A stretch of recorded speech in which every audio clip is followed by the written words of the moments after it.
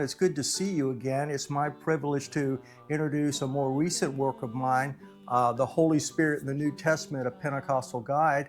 I had this work published by InterVarsity Press, and it was my privilege to get most of it done at the University of Cambridge in England. I was studying at the Tyndale House, which is a research center for evangelical scholars here. And so let me just talk about why I wrote this work here.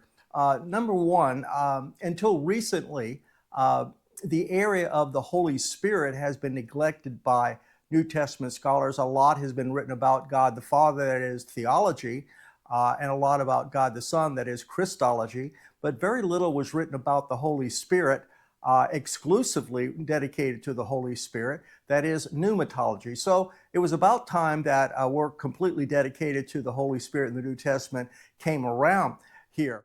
But about 50 years ago, more attention was paid to the personal work of the Holy Spirit in the church here.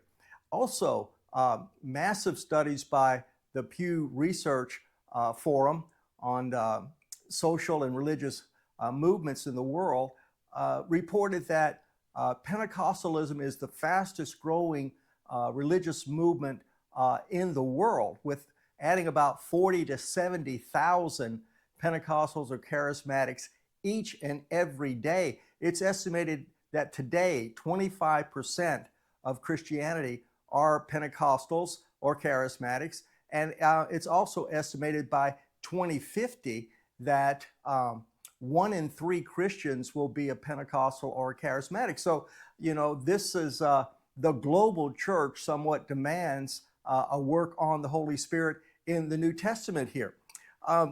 Now, it's important for us to realize that from the very birth of the church, the Holy Spirit, His presence and His gifts characterized the first believers through and through, from the Gospel of Matthew all the way to the book of Revelation here.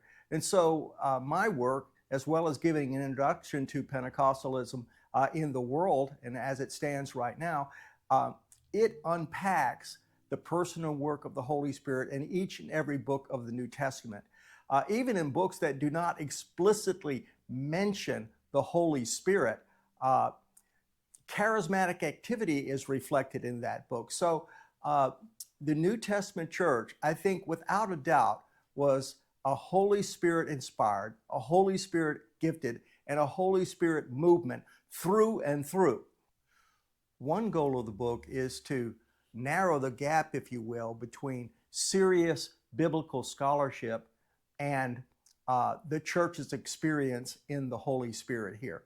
And so as we read through this book, you'll see, we have, an academic analysis of pneumatology in each book of the New Testament, but we also have personal challenges to be more open to the presence of the Holy Spirit and the gifts of the Holy Spirit and the work of the Holy Spirit in our own lives. So this book is not only an academic study, but it's a call to discipleship, and it's a call to a deeper and richer communion in the Holy Spirit.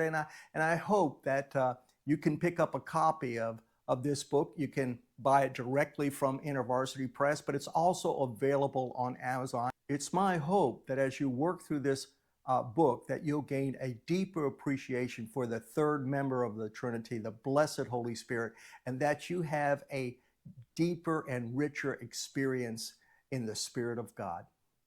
Until next time, God bless.